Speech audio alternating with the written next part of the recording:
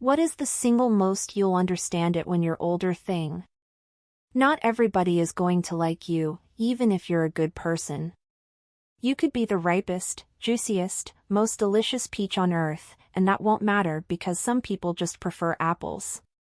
And that's okay. It's not okay. I can become a perfect apple-peach hybrid that everyone likes.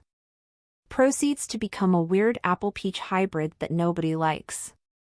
And similarly, sometimes people will be wrong, do wrong, and there won't be a fair ending where things are cleared up. And sometimes relationships will end and you will never know why. I had a friend I was extremely close with for over 10 years. One day, she just stopped communicating with me entirely. I reached out a few times over the course of the next year and got nothing in return. I quite literally have no idea what happened, like none. Almost 15 years have since passed and, to this day, I have no idea why she ended the relationship. At this point, I never will. I've just had to accept it and move on with my life.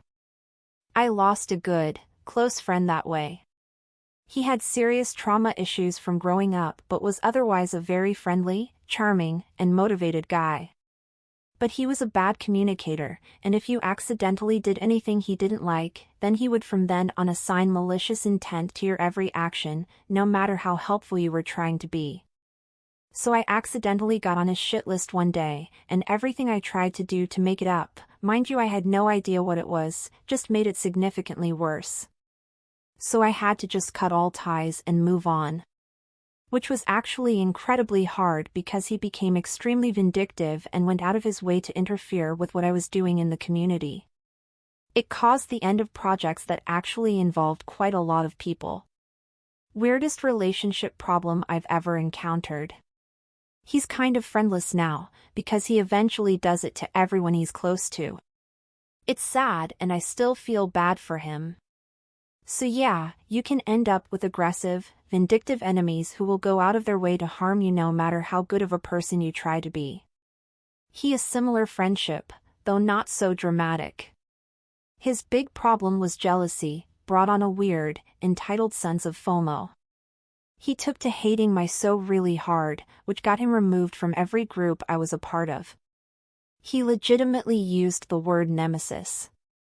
He has some awful thoughts about specific things, but he wasn't a bad person. I just couldn't deal with his illness, no matter how much I'd helped him in the past. How fast time actually passes. A year feels like an eternity as a kid. As an adult, I'm pretty sure I just blinked and missed my time since I left university. This hit me and a friend hard recently. 10 years ago we were binge-eating pizza and playing FIFA at uni. Nope, closer to 15 now. We were sad. Fair warning if you have kids, time starts moving warp speed. Something real basic hit me hard the other day. I was telling my kid how in a few months he'll be done with first grade. 8 months from start to finish feels like a blink of an eye.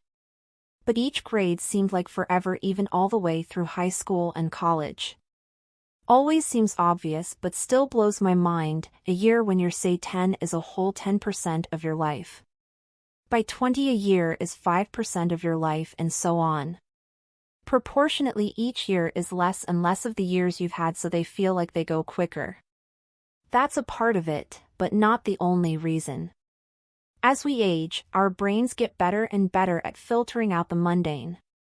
We remember less detail because we subconsciously stop paying attention to things we've already seen and experienced, and even if we make an effort, our brains have changed to make it more difficult to do so. Look up fluid and crystallized intelligence to see how and when that happens.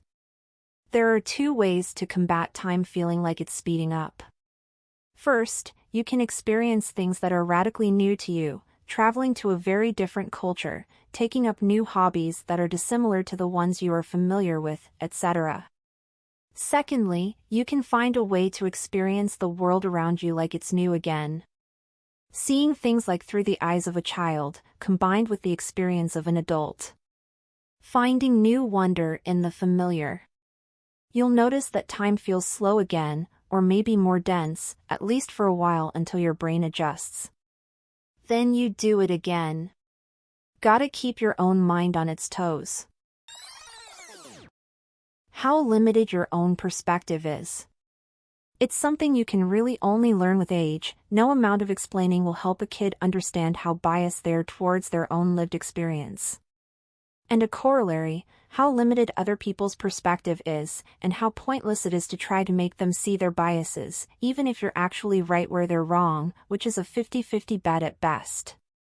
I feel that this is a uniquely teenage experience. Certainly around the age of 16 to 19 I would debate with people endlessly to get them to see my viewpoints. Only a few short years later I realized the futility of arguing or debating with people. You can't change the world. The problem with debates like that is both people have to go into it willing to change their viewpoint, otherwise there's no point to the debate. That turning 18 doesn't make you an adult.